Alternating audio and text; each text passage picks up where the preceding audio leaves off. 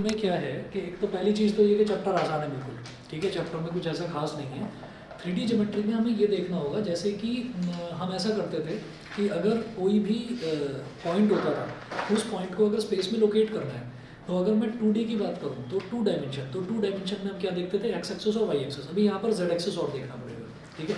तो वहाँ पर ना हमें ये देखना होता था इस तरह से, जैसे जैसे हम ये कहते थे कि ये एक्स एक्सिस है, ये नेगेटिव एक्स एक्सिस है, नेगेटिव एक्स एक्सिस को एक्स डैश बोल देते थे। ये वाई एक्सिस है, वाई, और नेगेटिव वाई एक्सिस को वाई डैश बोल देते थे। तो भाई ये हो गया फर्स्ट, ये सेकंड, ये थर्ड और ये फोर्थ। तो फर्स्ट सेकंड थर्ड फोर्थ, तो ये क्या हो गया, ये चार ना क्वाड्रेंट हो गए। अब ये जो चार क्वाड्रेंट हैं उसमें क्या होगा, चार क्वाड्रेंट कैसे बने, हम ये कहते हैं कि नहीं भाई मैं 3D व्रीडी नहीं, मैं तो सिंगल डायमेंशन की बात करूँगा। सिंगल डायमेंशन में एक लकीर पे चलना जानता हूँ, तो मैं एक ही लकीर पर चलता जाऊँगा। कैसे भाई, ये मुझे ना ज़मीन पर चलना आता है, मुझे उड़ना नहीं आता। तो इसका मतलब क्या है कि भाई मैं तो ज़मीन पर चलूँगा, आगे चला तो पॉजिटिव एक्स एक्सिस, पीछे चला तो नेगेटिव एक्स एक्सिस, मेरी तो एक्सिस यही है, मुझे तो इसी पर चलना है। अच्छा, तो अब क्या करें, इसमें हम ये बोलेंगे कि आपका कोई तो स्टार्टिंग पॉइंट होगा। तो हमने कहा हाँ जी हमारा स्टार्टिंग पॉइंट ये है ओ। तो आप इससे अगर आगे चलोगे तो एक डायरेक्शन तो ये हो गया, तो फर्स्ट डायरेक्शन ये हो गया positive direction of x axis, और सेकंड डायरेक्शन ये हो गया negative direction of x axis. तो आपकी डायमेंशन कितनी थी, एक डायमेंशन थी, वन डायमेंशन एक्स एक्सिस, यानी कि वन डायमेंशन। वन डायमेंशन का मतलब क्या हो गया, 2 की पावर 1, मतलब इसके दो ही पार्ट्स हो सकते हैं वन डायमेंशन के, आगे या पीछे। इसी तरीके से ये थी 2 डायमेंशन, तो 2 डायमेंशन का मतलब 1 2 3 4 कैसे हुआ, 2 की पावर 2, यानी कि इसके चार सेक्शन हो गए, चार पार्ट्स हो गए। तो 2 डायमेंशन के हो गए चार पार्ट्स, ऐसे ही 3 डायमेंशन के कितने होंगे, 8 पार्ट्स, क्योंकि 2 की पावर 3, ठीक है। तो वो जो 2 की पावर 3 है उसको मैं क्या, उसको हम क्या बोलेंगे, ऑक्टेंट्स। ये क्या हो गया, ये तो हमारे 2 पार्ट्स हो गए, ठीक, इसके 4 पार्ट्स हो गए, क्वाड्रेंट बोल देते हैं, ठीक। उसके 8 पार्ट होंगे, उनको ऑक्टेंट बोलेंगे। अब पेपर पर वो आठों के आठों पार्ट बनाने पॉसिबल नहीं है, तो वो बनाने के लिए पूछा भी नहीं जाएगा हमसे। हम तो इसमें ऑक्टेंट्स और कोऑर्डिनेट्स ये याद करेंगे, और कैसे याद करना है वो देखिएगा। ये 3D ज्योमेट्री वाले में ही पेज नंबर 270 पर, पेज नंबर 270 पर एक टेबल दे रखी है, तो वो टेबल देखते हैं जरा। अच्छा, और अगर कभी बनाने का हो तो भाई बनाया इस तरीके से जाएगा, ये वाई एक्सिस है, वैसे बनाने के लिए क्वेश्चन आते ही नहीं है, y y dash, x x dash, और ये हॉरिजॉन्टल हो गया, ये वर्टिकल हो गया, एक होगा आगे और पीछे की तरफ। तो आगे और पीछे की तरफ अगर मैं लाइन बना दूंगा तो हवा में तो मैं लाइन बना नहीं सकता, तो हम उसको ना ऐसे बना देते हैं, ऐसे और ऐसे, मतलब ये positive direction of Z axis और ये negative direction of Z axis, मतलब आगे और पीछे इस तरीके से हो गया जेड जेड डैश, ठीक है। अब देखिएगा एक टेबल बनाएंगे, उस टेबल में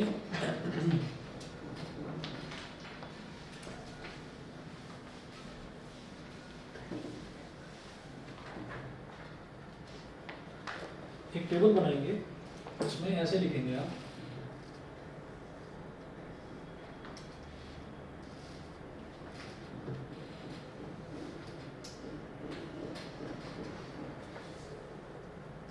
इस टेबल के ना 9 सेक्शन करोगे आप।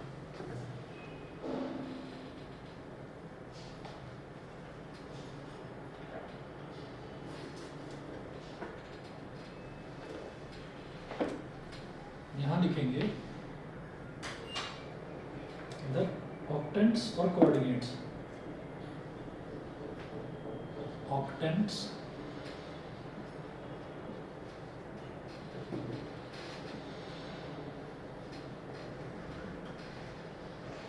और कोऑर्डिनेट्स।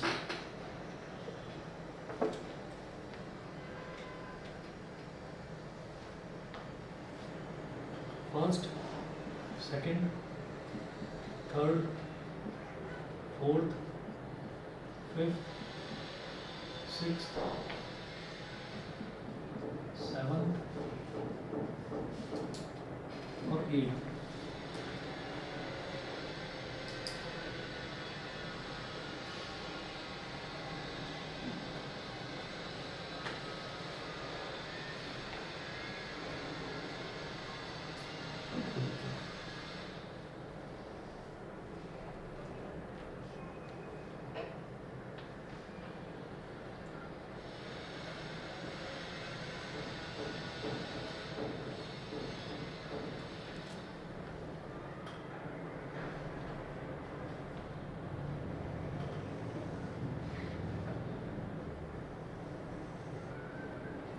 ये हो गया एक्स वाई जेड, यहाँ लिखेंगे एक्स वाई और जेड।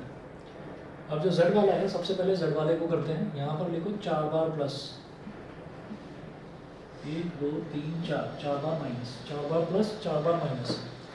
उसके बाद वाई वाले में आप लिखेंगे 2 बार प्लस 2 बार माइनस, 2 बार प्लस 2 बार माइनस, 4 बार प्लस 4 बार माइनस, इधर double plus double minus, double plus double minus, ये करना है। उसके बाद क्या करेंगे, जो एक्स वाला है एक्स वाले में शुरुआत में प्लस लास्ट में प्लस, फिर यहाँ पर डबल माइनस डबल प्लस और डबल माइनस, ये हो गया।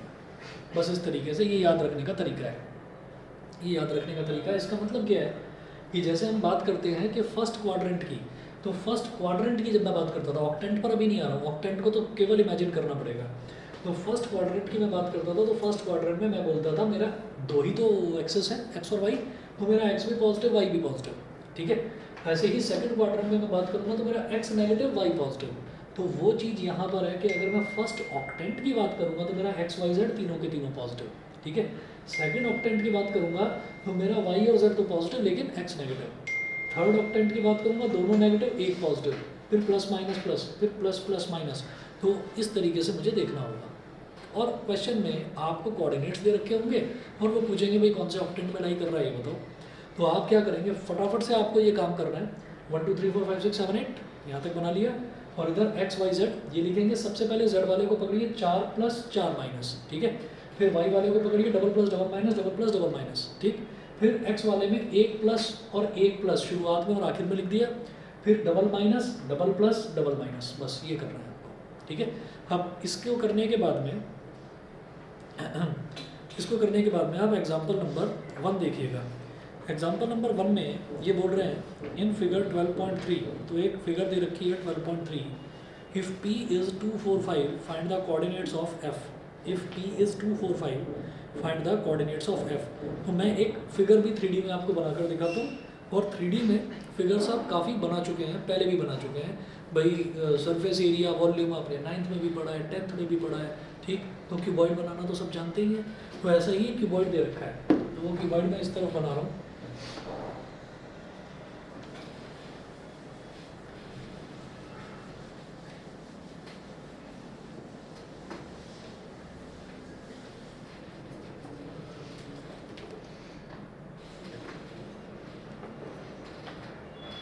एग्जाम्पल नंबर 1,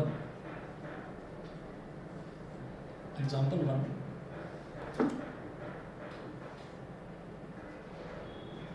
ये z है,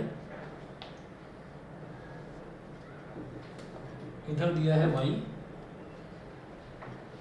और इधर फ्रंट में दे रखा है x। तो देखिए कुछ भी हो सकता है, आप ये कहेंगे नहीं मैंने तो ये x ना यहीं पर पढ़ा, ये y क्या उल्टी पट्टी पढ़ा रहे हो, कोई दिक्कत नहीं है। x y z आप कहीं पर भी बना सकते हैं। हॉरिजॉन्टल पर y इन्होंने बना रखा है, और फ्रंट वाली डायरेक्शन में इन्होंने x बना रखा है, ठीक है। और टॉप मोस्ट डायरेक्शन जो है वो z की हो गई। अब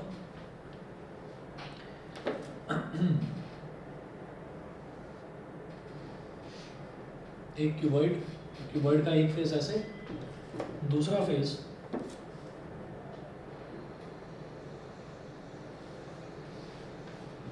इसके पैरेलल होनी चाहिए लाइन, इसके पैरेलल बना लिया। फिर एक लाइन और बनाएंगे ऐसे, वो होनी चाहिए z के पैरेलल। फिर एक लाइन यहाँ से बनाएंगे, वो होनी चाहिए y के पैरेलल। एक लाइन यहाँ से जोड़ेंगे, वो इसके पैरेलल होनी चाहिए। फिर एक लाइन ऐसे, फिर एक लाइन ऐसे, और फिर ऐसे। तो कुल मिलाकर ये क्यूबॉइड बन गया, ठीक है। क्यूबॉइड कैसा, थोड़ा आगे को आता हुआ क्यूबॉइड ऐसे। अब इन्होंने बोला in figure 12.3 if capital P is 2, 4, 5। तो कैपिटल P की वैल्यू, अच्छा कैपिटल P कहाँ पर है, पहले ना ये फिगर ऐसी है कि ये इधर तो दे रखा है, देखिए ओरिजिन इज फॉर O, हाँ, और फिर है ADB। तो इधर है A, इधर है D और B, ADB, और ऊपर है E और C, E और C हो गया। और फिर इधर है F और इधर है T। वो पूछ रहे हैं कि ये जो p है ना, इस p के कोऑर्डिनेट्स दे रखे हैं, इस p के कोऑर्डिनेट्स दे रखे हैं, p के कोऑर्डिनेट्स दे रखे हैं 2, 4, 5, समझ गए। अब वो बोल रहे हैं find the coordinates of f के कोऑर्डिनेट्स बता दीजिए आप। तो f के कोऑर्डिनेट्स, अब इसमें ना ये कोई जो टेबल वेबल बनवाई है इसकी ज़रूरत नहीं पड़ेगी, इसमें हम अपने दिमाग से ही करेंगे इस काम को। कैसे भाई, x की वैल्यू 2 है, इसका मतलब ये जो आगे की तरफ बढ़कर, मतलब x क्या है, आगे की तरफ बढ़ने वाली एक्सेस, ठीक है। तो इसका मतलब क्या है कि 2 होगा।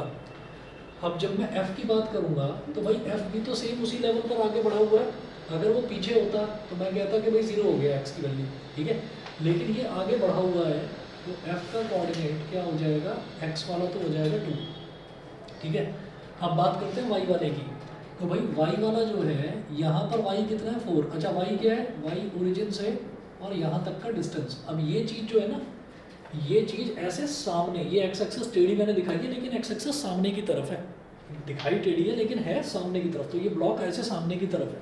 इसका मतलब क्या है कि ये जो 4 है ये y का डिस्टेंस है ना, मतलब ये हॉरिजॉन्टल डिस्टेंस y, तो ये y वाला डिस्टेंस है 4। तो अगर मुझे f पर जाना है तो ये कितना हो जाएगा, 0, ठीक है। तो अगर मैं इस पॉइंट पर आ रहा हूँ तो इसका मतलब ये है कि हम ओरिजिन के ठीक सामने आ गए। ओरिजिन के ठीक सामने आ गए तो हम इधर बढ़े ही नहीं। जब हम इधर बढ़े ही नहीं है तो इसका मतलब इसकी y की वैल्यू हो जाएगी 0। क्लियर है, ठीक। तो यहाँ पर लिखेंगे 0। अच्छा, अब बात करेंगे z की। तो z है 5, तो 5 कहाँ पर है, ये इस पॉइंट पर। तो भाई पॉइंट तो ये इतनी ही ऊंचाई पर है, तो इसका मतलब हम नीचे तो नहीं आए, तो वो 5 ही रहेगा। तो हम मूव किस डायरेक्शन में कर रहे हैं, हम केवल और केवल y एक्सेस की डायरेक्शन में मूव कर रहे हैं और वापस जा रहे हैं, ठीक। तो इसका मतलब y वाला तो 0 हो जाएगा, x और z में तो हमने मूवमेंट ही नहीं करा। तो जब हमने x और z में मूवमेंट ही नहीं करा तो x और z वाला सेम रहेगा, y वाला कम हो जाएगा, ठीक है। अगर इसी तरीके से हमें राइट में बढ़ना होता और केवल हम राइट में बढ़े होते तो मैं कहता y वाले की वैल्यू बढ़ जाएगी। बताइए जी, क्लियर है, ठीक है। कौस्तव और सना बताइए, क्लियर है? Yes sir. ठीक है, चलिए जी। उसके बाद हम बात करते हैं एग्जाम्पल नंबर 2 की। Find the octant in which the points -3 1 2 and -3 1 -2 lie. Example 2 में find the octant in which the points -3 1 2 and -3 1 -2 लाई। तो पहले -3 1 2 की बात करूँगा, ठीक है। टेबल देखकर सीधा सीधा बताएंगे। -3 1 और 2 की बात करेंगे तो पता है इसको ऐसे बोला जाता है कि ये पहला वाला आपका क्या है, पहला वाला है नेगेटिव, पहला वाला नेगेटिव है और दूसरे वाला मतलब x negative y positive z positive. तो x negative y positive z positive, तो कौन सा क्वाड्रेंट ऑक्टेंट हो गया, सेकंड ऑक्टेंट, ठीक है। तो आप यहाँ पर लिखेंगे the point -3 1 2 lies in second octant, second octant. Exam की बात बता देता हूँ, जनरली बहुत कई बार ऐसा भी होता है, इंग्लिश के टीचरों को भी नहीं पता होती है बात। ये जो सेकंड है ना, ये सेकंड ही है बस, ये सेकंड है, मतलब इसके आगे ये नहीं करा जाता। रोमन न्यूमरल लगाने के बाद में फिर एनडी लिखने की जरूरत नहीं होती, ठीक है। और अगर आप 2 लिख रहे हो और 2 के बाद अगर आप एनडी लगा रहे हो देन यू आर राइट, तब ठीक है। ये क्या है, ये मैथमेटिकल न्यूमरल्स हैं, मैथमेटिकल न्यूमरल्स के आगे आप एनडी लगा सकते हैं, ठीक है। 3 लिखोगे तो 3 के आगे आप आर डी लगा सकते हो, वो ठीक है। लेकिन अगर आप 3 को ऐसे लिख रहे हो ना, तो इसका मतलब ही थर्ड है, इसके आगे और थर्ड अर्ड करने की जरूरत नहीं है, उसके आगे और आर डी लगाने की जरूरत नहीं है, याद रखना। तो अगर मैं यहाँ पर सेकंड ऑक्टेंट लिख रहा हूँ तो कोई भी बच्चा इसको ऐसे ना लिखे, ठीक, वो गलत है। चलिए जी, कई बार मैंने कई स्कूलों में भी देखा है, स्कूलों में भी क्लास अगर मान लीजिए 5th क्लास है तो 5th क्लास के बाहर ही वो नीली सी एक पट्टी लगी हुई है, उस पर लिखा हुआ है 5th क्लास, ऐसे, ठीक है। तो भाई इस चीज़ का ध्यान रखें कभी भी, क्योंकि कई बार क्या है ना, ये बहुत छोटी सी बेसिक चीज़ है और ये बेइज्जती करवा सकती है, तो इस चीज़ का ध्यान रखें, ठीक।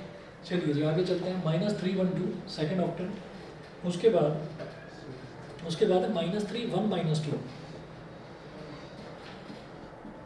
-3 1 -2। तो x भी नेगेटिव, y पॉजिटिव, केवल y पॉजिटिव है बस, बाकी दोनों नेगेटिव। ये मिल गया 6। अच्छा, कोई भी रिपीट नहीं हो रहा होगा, इसमें चेक कर लेना। कभी भी ऐसा नहीं होगा कि अगर नेगेटिव पॉजिटिव नेगेटिव एक कॉम्बिनेशन मिल रहा है तो कहीं दूसरा कॉम्बिनेशन ऐसा नहीं मिलेगा। तो ये हो गया 6 ऑक्टेंट।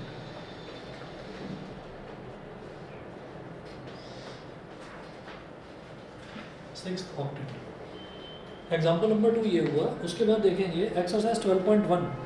12.1 में पहला क्वेश्चन है, a point is on the x axis, what are its y coordinate and z coordinate? 0 0। अगर हम जानते हैं कि ये तो हम नॉर्मली भी देखते हैं कि अगर कोई भी पॉइंट एक्स एक्सिस पर लाई कर रहा है तो उस पर वाई की वैल्यू 0। ठीक, तो अब ये बोल रहे हैं कि एक पॉइंट है वो एक्स एक्सिस पर लाई कर रहा है तो वहाँ पर वाई और जेड दोनों की वैल्यू 0 हो जाएगी। सेकंड देखिए, a point is in the x z plane. X z plane का मतलब क्या है कि इस वाले प्लेन पर है कोई पॉइंट, ये एक्स और जेड। तो एक्स में एक्स कैसी है, टेढ़ी लाइन, तो एक टेढ़ी लाइन ये और एक इसके पैरेलल टेढ़ी लाइन ये, ठीक है। और जेड क्या है, वर्टिकल लाइन, तो एक वर्टिकल लाइन ये और एक वर्टिकल लाइन ये। तो इसका मतलब क्या है कि ये जो पूरा का पूरा प्लेन बन गया है, ये प्लेन क्या कहलाएगा, एक्स जेड प्लेन। तो एक्स जेड प्लेन में अगर कोई पॉइंट लाई कर रहा है तो भाई वाई की वैल्यू तो वहाँ कुछ होगी नहीं, तो 0। तो वो वही पूछ रहे हैं कि what can you say about its y coordinate, its y coordinate will be 0। Similarly अगर कोई पॉइंट वाई जेड प्लेन में लाई कर रहा है तो उसके एक्स कोऑर्डिनेट की वैल्यू 0, ठीक है। अब देखिएगा थर्ड है, थर्ड छोड़ दूं मैं, name the octants in which the following points lie, ठीक है। तो ये ऑक्टेंट्स अपने आप करते रहना। फोर्थ देखिएगा, fill in the blanks, the x axis and Y axis taken together determine a plane known as X Y plane, X Y plane. Second, the coordinates of points in the X Y plane are of the form, नहीं, the coordinates of point in the X Y plane, the coordinates of point, ये कोई भी point अगर x Y plane में होगा तो वो किस फॉर्म का होगा, x, y, 0, बिल्कुल, क्योंकि वहाँ पर z की वैल्यू 0 होगी, तो x, y, 0 ये होगा। उसके बाद थर्ड देखिए, coordinate planes divide the space into 8 octants, ठीक। उसके बाद देखिएगा जी अगला जो टॉपिक है, डिस्टेंस बिटवीन 2 पॉइंट्स। तो अगर हमें 2 पॉइंट्स दे रखे हैं, उन 2 पॉइंट्स के बीच का डिस्टेंस निकालना है, डिस्टेंस फार्मूला। डिस्टेंस फार्मूला में बस एक नई चीज़ और जुड़ रही है, वो क्या है, z और आ रहा है। तो डिस्टेंस फार्मूला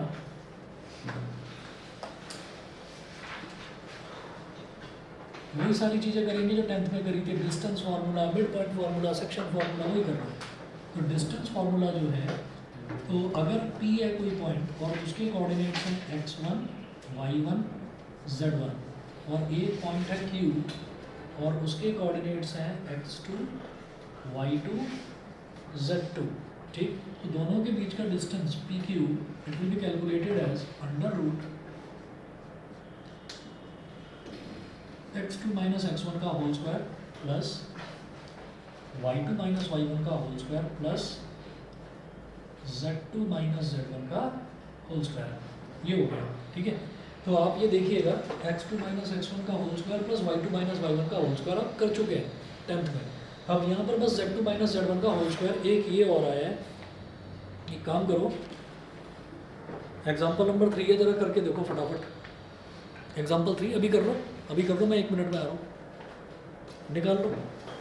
बच्चों वाला क्वेश्चन है, दे रहा हूँ। अच्छा अच्छा, ओके ओके, वजन थोड़ा ज़्यादा, एनसीईआरटी की बुक थोड़ी भारी होती है। ये बस बच्चों के नाजुक कंधे कैसे उठाएंगे इतना वजन। भाई सारे लाए, बिल्कुल दोनों के दोनों लापरवाह हो रहे हो भाई, लाया करो तुम।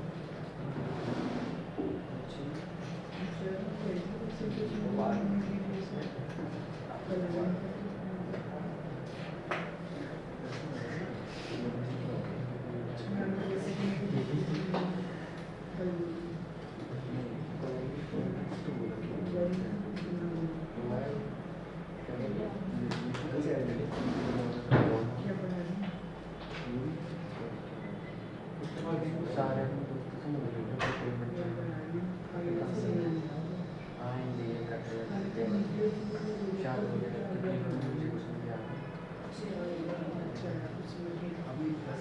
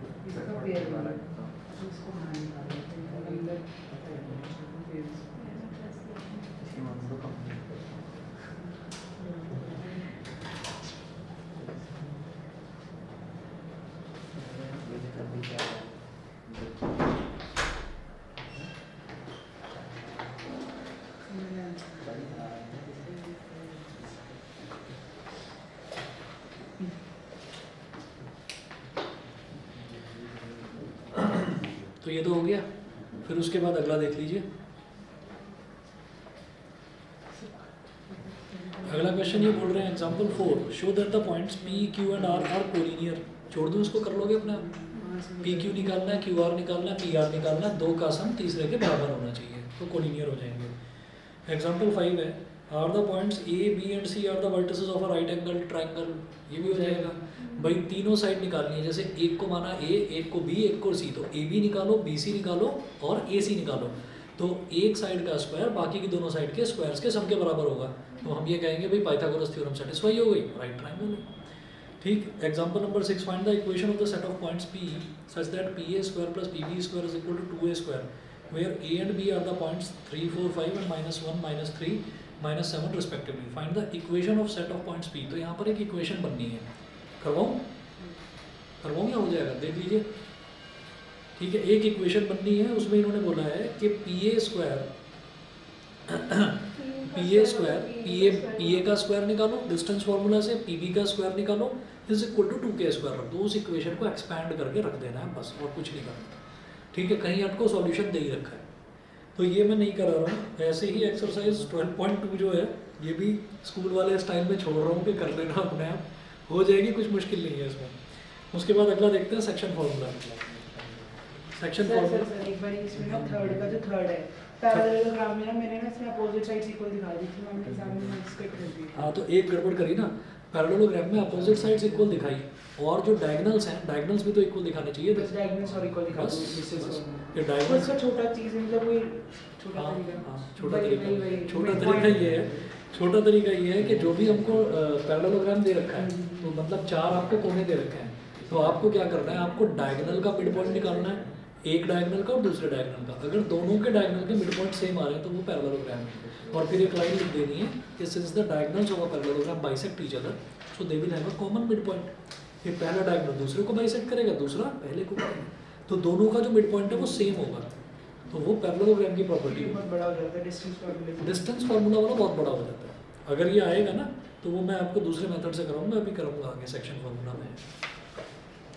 चलिए जी, नेक्स्ट नोट करेंगे हम सेक्शन फार्मूला।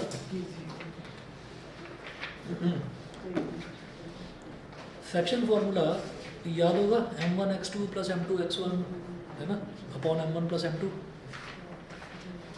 ये फिर यहाँ पर आ गया, इसको इधर रखो, तुम बात को समझो, ये गिर जाएगा। एक मिनट दिखाओ तो सही जरा। ओ भाई, ये पहले भी गिर चुका है, इसी तरह से गिरा होगा ये।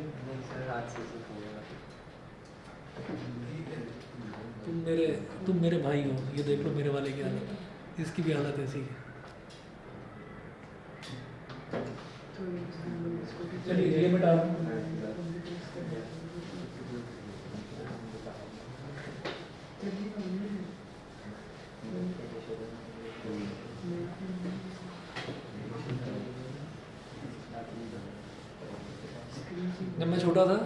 जब मैं छोटा था तो हमारे टाइम पर डिस्ट्रैक्शन का एक ही मीडियम था, वो था टीवी। और तब ये होता था, तब भी एक ही डायलॉग चलता था, आज भी एक ही डायलॉग चलता है। जैसे मम्मी पापा आते थे, मम्मी कहते अभी तो चलाया था टीवी, तब से पढ़ ही तो रहा था, आजकल ये चल रहा है, अभी तो उठाया था मोबाइल, तब से पढ़ ही तो रहा था। ये सबके साथ होता होगा। चलिए जी, देखते हैं आगे सेक्शन फॉर्मूला।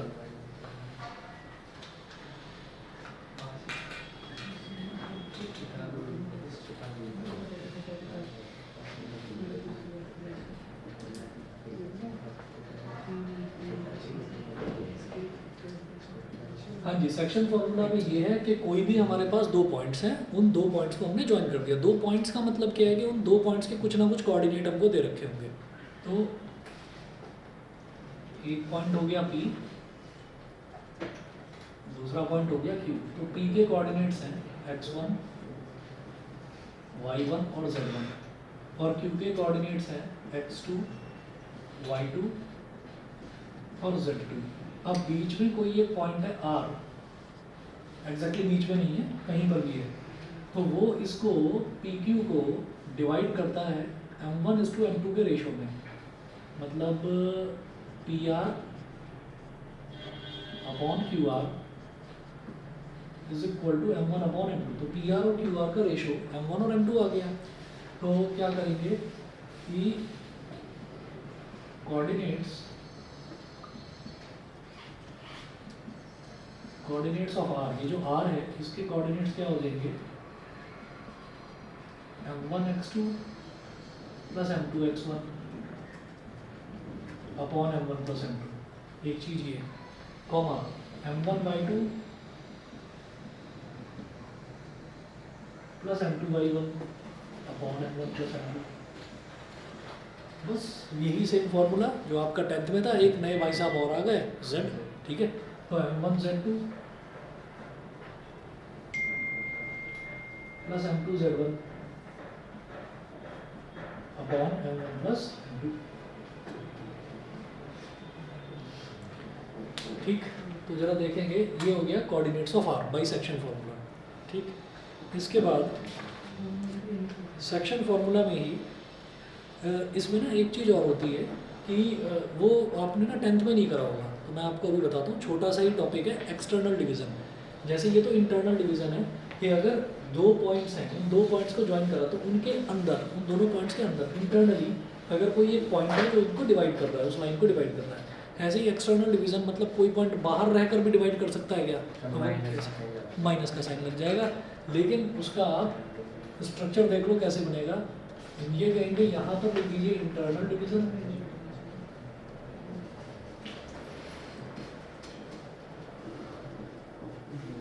इंटरनल डिवीज़न, और यहाँ पर लिखिएगा एक्सटर्नल डिवीज़न।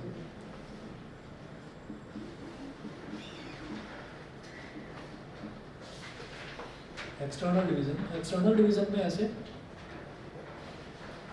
इधर P है, इधर Q है, और एक पॉइंट इस लाइन के बाहर है कहीं पर R। तो अब हम ये बोलेंगे कि P के कोऑर्डिनेट्स वही x1, y1, z1, Q के कोऑर्डिनेट्स भी वही x2, y2, z2। R के कोऑर्डिनेट्स निकालने हैं तो P से R तक का डिस्टेंस निकालेंगे, इसी तरह से Q से R तक का डिस्टेंस निकालेंगे। तो यहाँ पर m1 m2 इस तरह से निकलेगा। तो समझ जाइए कि यहाँ पर जो ये वैल्यू है बहुत बड़ी होने वाली है, ठीक है। तो PR अपॉन QR, ये क्या हो गया, इसको हम वही बोलेंगे m1 upon m2।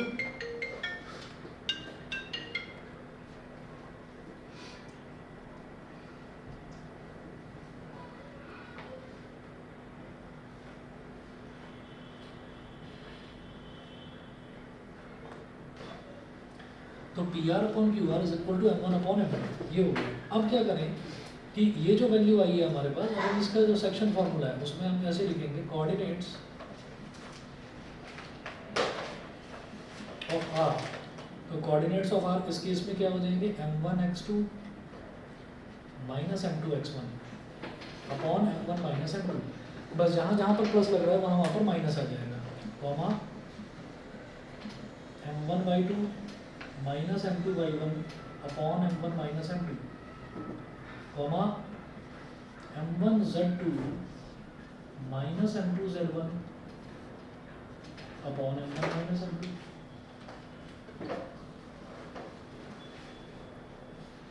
Coordinates of r, तो ये एक्सटर्नल डिवीजन हो गया। इसी तरीके से एक नई चीज़ और है, मिड पॉइंट फार्मूला। नई क्या मतलब एक पुरानी है। तो मिड पॉइंट फार्मूला में क्या करते हैं, ये दो अगर मुझे पॉइंट दे रखे हैं तो उन दो पॉइंट्स को ज्वाइन करने वाली लाइन का मिड पॉइंट निकालना है।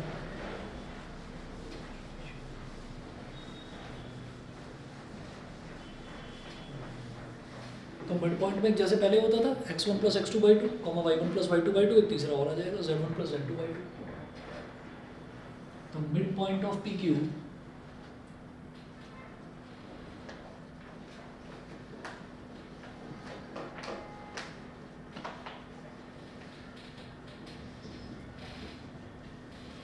x1 plus X two by two, y1 plus Y two by two, z1 plus z2 by two. ये आपका मिड पॉइंट फॉर्मूला हो गया। ठीक है। अब जरा देखिएगा, एक वो तरीका याद है कि जब हमसे ये पूछा जाता था कि भाई आपको कोऑर्डिनेट्स दे रखे हैं, बीच में कोई पॉइंट है उसके कोऑर्डिनेट्स दे रखे हैं और ये बताइए कि किस रेशो में वो डिवाइड करता है। तो उस रेशो को क्या मानते थे आप, k:1, और जो k की वैल्यू आ जाती थी वही रिक्वायर्ड रेशो होता था। तो ये वाला क्वेश्चन भी यहाँ पर आएगा। तो जरा देखिएगा, यहाँ पर एग्जाम्पल नंबर 7 है, find the coordinates of the point which divides the line segment joining the points 1 - 2 3 and 3 4 - 5 in the ratio 2:3। तो m1 और m2 की वैल्यू 2 और 3 हो गई इंटरनली। फर्स्ट जो पूछ रहे हैं उसमें पूछ रहे हैं इंटरनली और सेकंड में पूछ रहे हैं एक्सटर्नली। तो एक्सटर्नली में माइनस वाला फॉर्मूला लगा देना, इंटरनली में प्लस वाला लगा देना। छोड़ दूँ इसको, ठीक है। एग्जाम्पल 8 देखिए, using section formula prove that the 3 points this are collinear. ये इंपॉर्टेंट है, सेक्शन फार्मूला को यूज करके तीनों को कोलिनियर प्रूव करना है। डिस्टेंस फार्मूला से तो आप जानते हैं कि a b plus b c अगर ए सी के इक्वल आ गया है ना, सेक्शन फार्मूला को यूज करके करना है।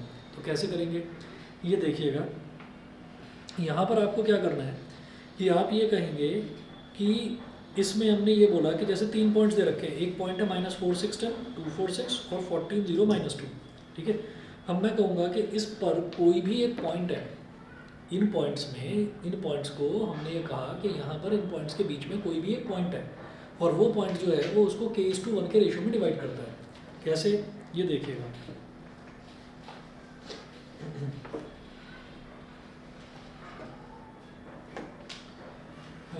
ये है हमारे पास a -4 6 10 example number 8। Example number 8 पर स्टार मार्क कर लेना, अच्छा क्वेश्चन है इसका 3D का। बाकी तो सारे आसान से ही लगेंगे, ये वाला बढ़िया है।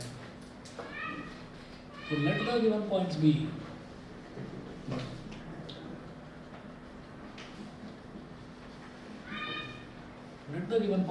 एक पॉइंट है a, तो a को मैंने मान लिया -4 6 10 -4 6 10।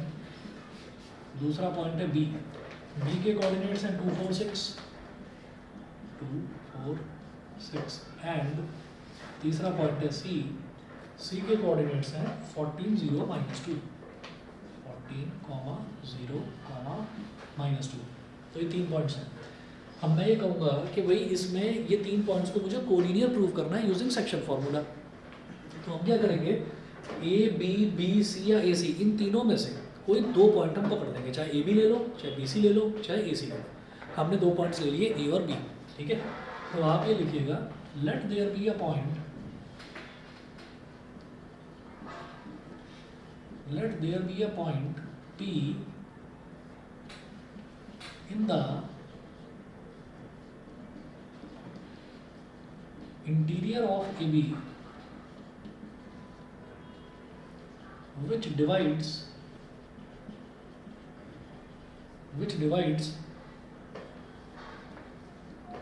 AB in the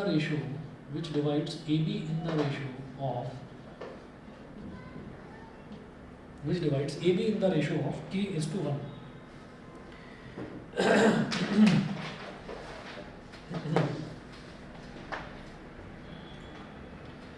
तो अब हम ये कहेंगे कि ए और बी को ले लीजिए, सी को थोड़ी देर के लिए भूल जाते हैं, ठीक है। तो ए ले लिया और इधर ले लिया बी, अब ए के कोऑर्डिनेट्स क्या हैं, -4 6 10, बी के कोऑर्डिनेट्स क्या हैं, 2 4 6, और इधर ए बी के बीच में यहाँ पर कहीं एक पॉइंट लाई करता है, उसको मैंने बोल दिया के, मतलब उस पॉइंट को मैंने पी बोल दिया, और पी जो है वो इसको k:1 के रेशो में डिवाइड करता है, ठीक है। तो यहाँ पर सबसे पहले हम वैल्यूज़ लिख लेंगे, x1 y1 z1 x2 y2 z2, इन सब की वैल्यूज़ लिख लेंगे, ऐसे लिखेंगे।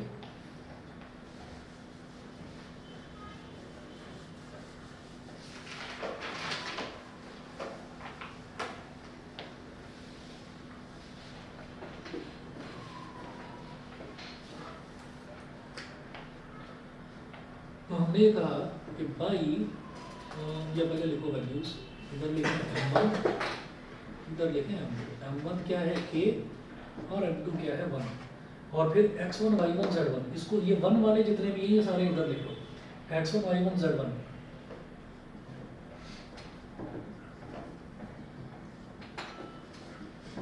-4 6 और 10, ये x1 y1 z1 हो गया। इसी तरह से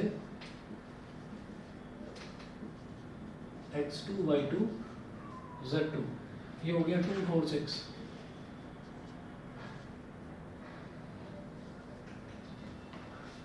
टू फोर सिक्स, ये हो गया। अब आप लिखें bisection formula,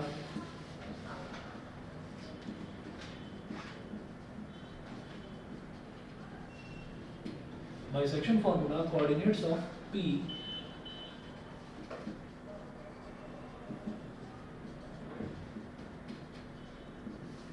bisection formula coordinates of point P, ये हो जाएगा वही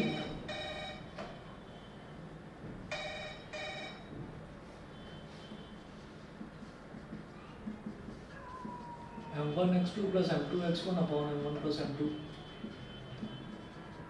comma m1 y2 plus m2 y1 upon m1 plus m2, और तीसरा m1 z2 plus m2 z1 upon m1 plus m2, ठीक है। तो ये कोऑर्डिनेट्स हो गए पॉइंट P के, ठीक। उसके बाद देखिएगा, उसके बाद क्या करना होगा, अब वैल्यूज़ डालते जाओ इसमें। तो हमारे पास सारी वैल्यूज़ हैं, वो k को भी आप वैल्यू मानकर चलिए।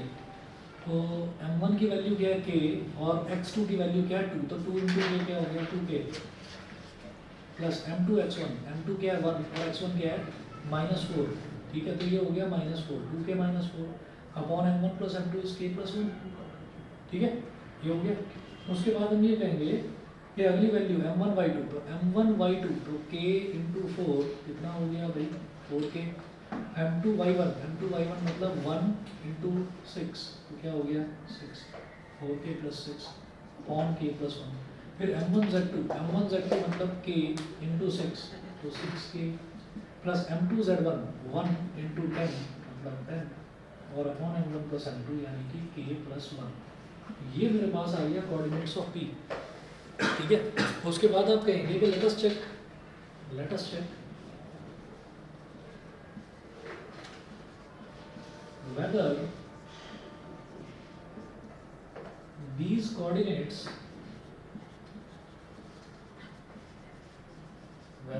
whether these coordinates, satisfies with point C or not, with point C or not, point C के साथ में ये सेटिस्फाई करेगा या नहीं करेगा, मुझे ये देखना है। वो कैसे चेक करेंगे, हमारे पास जो ये तीनों वैल्यूज आई हैं ना x, y और z, ये जो तीनों कोऑर्डिनेट्स आए हैं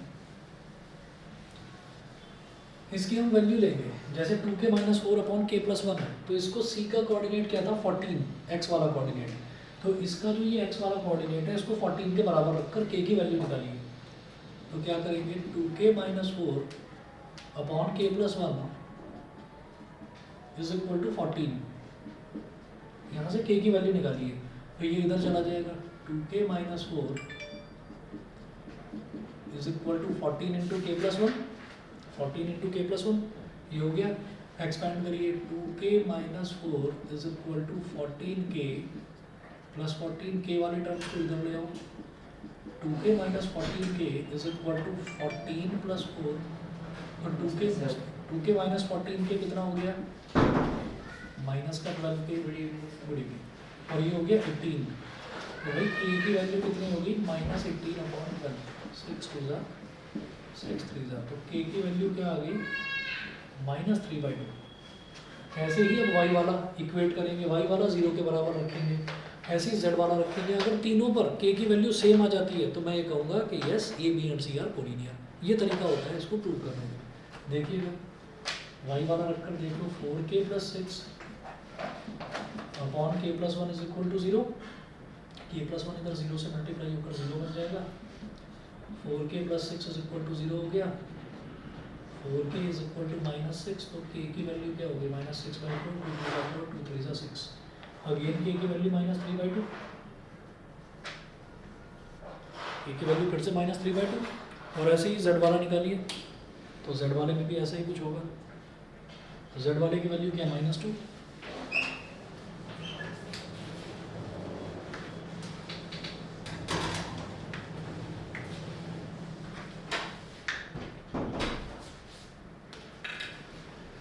तो यहाँ पर आप ये लिखेंगे कि भाई ये था हमारा z वाला कोऑर्डिनेट क्या है, 6k + 10 upon k + 1 is equal to, z वाला क्या था, c का -2, इसको ले जाइए उधर, 6k + 10 is equal to -2 into k + 1, expand करिए, 6k + 10 is equal to -2k -2, k को इधर ले आओ, 6k + 2k is equal to -10 -2, तो 6 + 2 कितना हो गया, 8k इज इक्वल टू -12, 4 2 ज़ा 8, 4 3 ज़ा 12, k की value -3/2।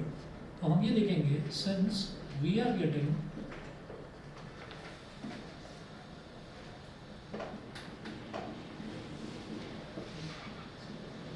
Same value of k for each coordinate of c, since we are getting same value of k for each coordinate of c, therefore a, b and c are collinear, a b और c तीनों के तीनों आपके इस वजह से collinear हो गए। ठीक है, तो ये इस पर स्टार मार्क कर लेना, इंपॉर्टेंट क्वेश्चन है, बच्चे इसको करके आ जाएंगे डिस्टेंस फार्मूला से, वो टीचर नंबर नहीं देंगे, तो कहेंगे नहीं भी सेक्शन फार्मूला से करके दिखाना। एक डाउट है, अगर हम अज्यूम करें कि वो पॉइंट एक्सटर्नली डिवाइड कर रहे हैं तो तो भी सही होगा, तो भी सही होगा।